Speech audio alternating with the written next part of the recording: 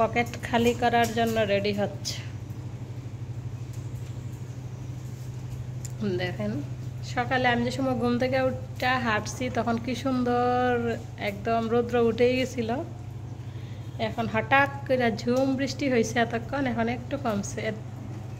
একটু সময় বৃষ্টিতে হয়েছে, দেখেন সামনে পানি জমা রয়েছে। সৃষ্টি বাবু যাইতেছে এখন বাজারে, আজকে যেহেতু রেস্ট আছে আর হচ্ছে আমার সৃষ্টির স্কুল বন্ধ আছে, তো বন্ধের মধ্যে মাছ মাংস নিয়ে আসলে এগুলো কাটাকাটি করে রাখতে সুবিধা হয় বেশি, আর না হলে একটু চাপ পড়ে যায়, সেই জন্য বাজারে যাচ্ছে। দেখা যাক গিয়ে কি পায়, মাছ আনবে আর কি।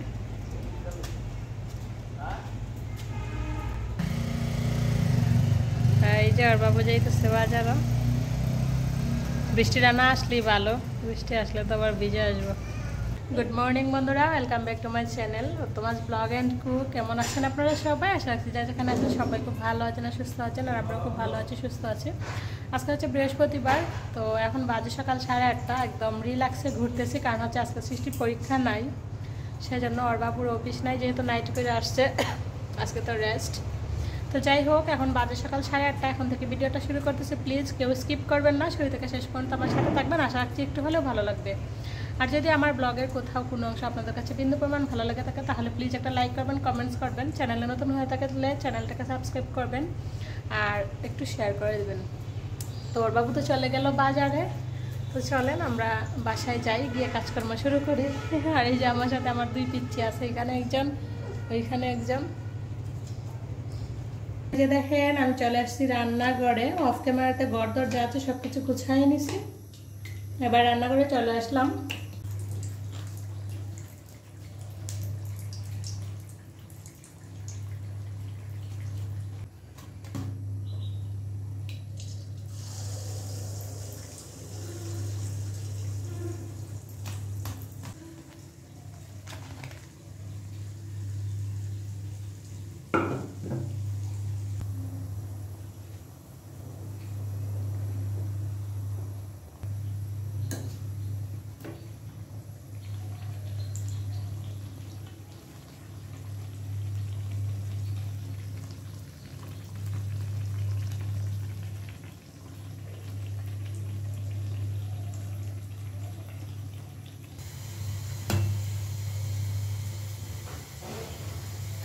কত সুন্দর লোভনীয় একদম ফুলকো ফুলকো তেলে পিঠাগুলি হয়েছে, আর তেলে পিঠাগুলিতে যেহেতু নারকেল দিছিলাম মানে সেই পরিমাণে টেস্ট লাগছে, আর পিঠাও এই কয়টাই হয়েছে।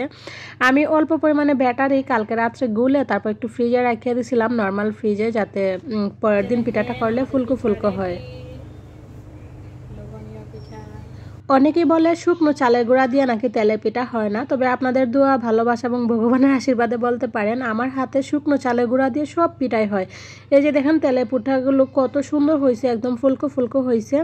আসলে শুকনো চালের গুঁড়া দিয়ে যে কোনো পিঠা তৈরি করার ক্ষেত্রে একটু মানে বুদ্ধি অবলম্বন করতে হয়, তাহলে গিয়ে সেটা ভালো হয়। যেমন শুকনো চালের গুঁড়াগুলো যেহেতু শুকায় রাখা হয়, সেজন্য পিঠা করার মিনিমাম 5-6 ঘন্টা আগে যদি একটু পানি দিয়ে ভিজিয়ে রাখা হয় গুঁড়াগুলো, তাহলে দেখা যায় কি 6-7 ঘন্টা পরে যে কোনো ধরনের পিঠা বানাইলে সেই পিঠাগুলো একদম ফুলকো ফুলকো হয়, আবার নরমও হয়।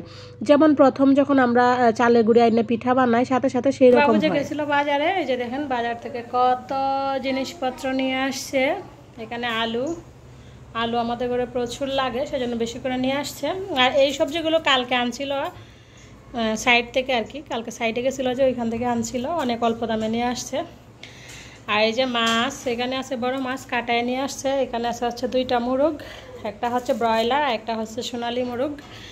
তো ওইগুলো নিয়ে আসছে, আর ওই যে সরিষার তেল ভাঙায় নিয়ে আসছে সাথে সাথে। তো চলেন এখন মাছ মাংস কিছু কাটাকুটি ধোয়াধুয়ি করে রাখি।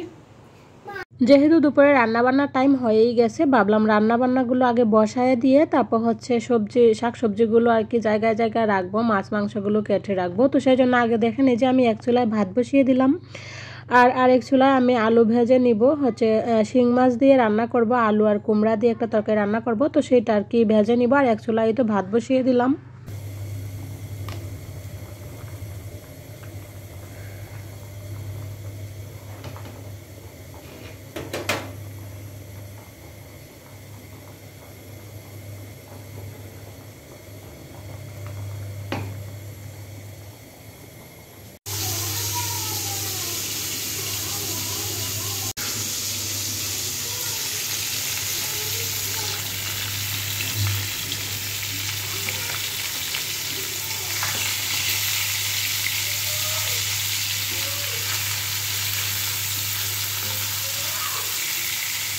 আরেক চুলাতে মাছগুলো ভেজে নিয়েছিলাম। প্রথম ভাবছিলাম আলুগুলো ভেজে নিব, তো আগে মাছগুলো ভেজে রাখা এই তো আলুগুলো ভেজে নিয়ে তরকারিটা বসিয়ে দেবো। চৌকের নিচে কালি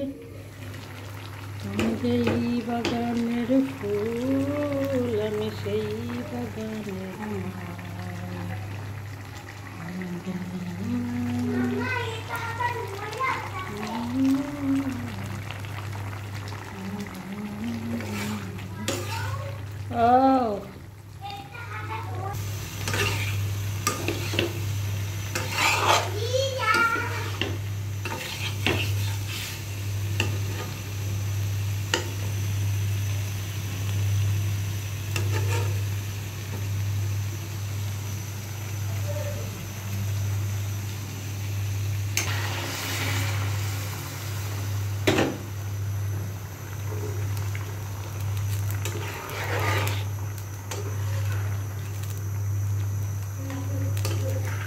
এই তো আজকে দুপুরের মেনু। এখানে হচ্ছে আলু কাঁকরোল ভাজা, এখানে হচ্ছে আলু আর কুমড়া দিয়ে শিং মাছের ঝোল, এখানে হচ্ছে শিং মাছের মাথা আর ডিম দিয়ে একটা শুকনা তরকারি, আর তার সাথে হচ্ছে লেবু।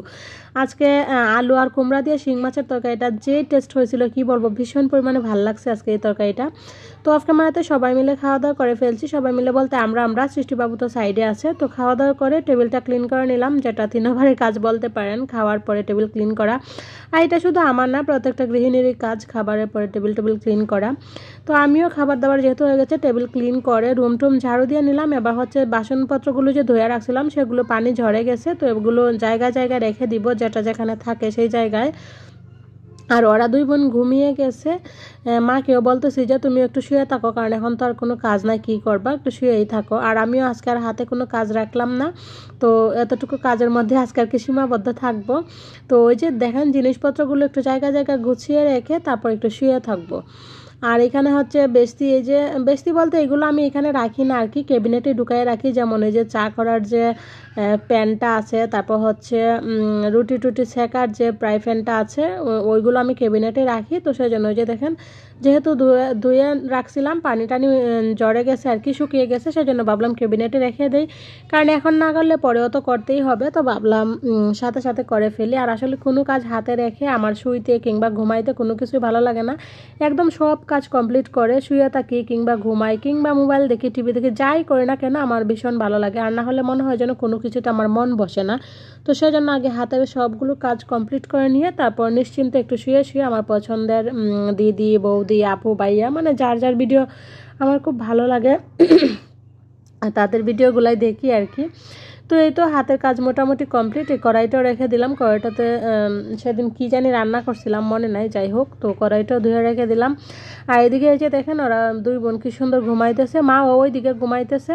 তো আমিও এখন একটু শুয়ে পড়বো, ভাবলাম বেলকনির দরজাটা একটু আওজায় দিয়ে তারপর শুয়ে পড়ি, কারণ এখন কোনো কাজ নাই। আর আজকে বেশ আগেই ফ্রি হয়ে গেছি, এখন 3টা বাজে মাত্র। আজকে 3টার ভিতরে খাওয়া দাওয়া যা আছে সব কিছু করে কমপ্লিট করে নিলাম। আর এই যে দেখেন এদিকে আমার মেয়ে কি করে,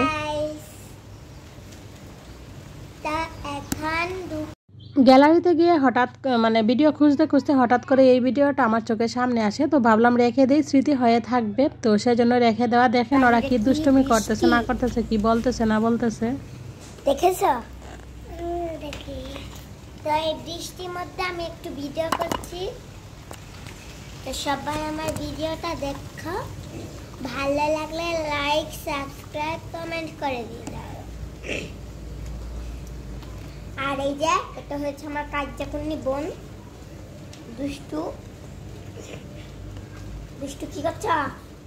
দুষ্টু, আমার ব্লগ ভালো লাগে থাকলে লাইক, সাবস্ক্রাইব, কমেন্ট করে দিয়ে যাবেন। যাবা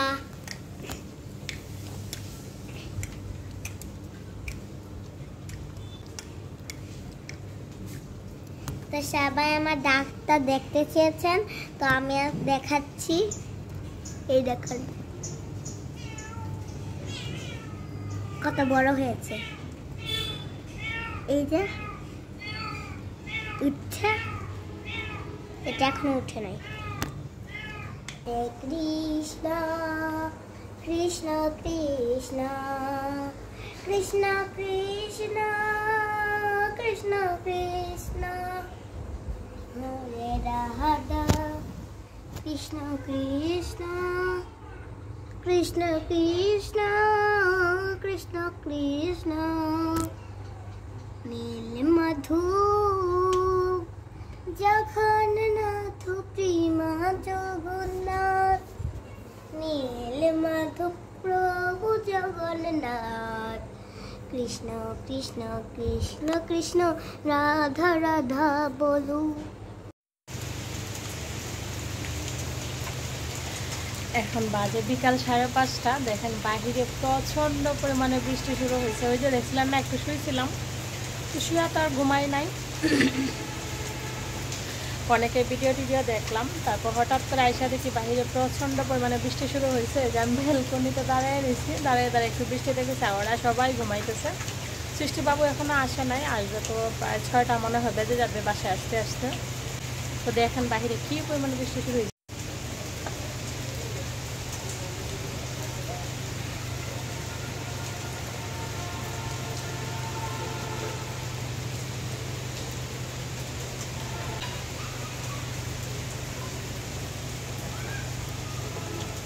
তো চলেন আজকের মতো ভিডিওটা এখানে শেষ করতেছি। সবাই ভালো থাকবেন, সুস্থ থাকবেন, বাই বাই।